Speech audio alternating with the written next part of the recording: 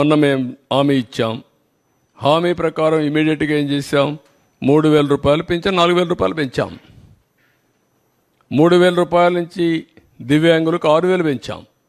కొంతమంది ఇంట్లో నుంచి లేని వాళ్ళకి 15,000 పెంచాం. బెడ్ నుంచి రాలేని వాళ్ళకి 15,000 పెంచాం. అది మానవతా దృక్పథం చేయాలి. నిర్ణయం చేశాం. మళ్ళీ ఉచిత ఇసుక చెప్పాం. ఉచిత ఇసుక ఇస్తాను, ఇచ్చాం. ఇప్పుడు దాన్ని కూడా కొంతమంది విమర్శిస్తున్నారు.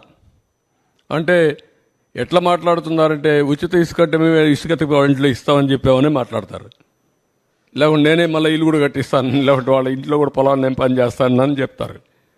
ఏం చెప్పమంటారు వాళ్ళని? ఇది రాజకీయం. ఆ రాజకీయాలన్నప్పుడు వాళ్ళకి వాళ్ళు చెప్పేది తప్పని చెప్పాలి.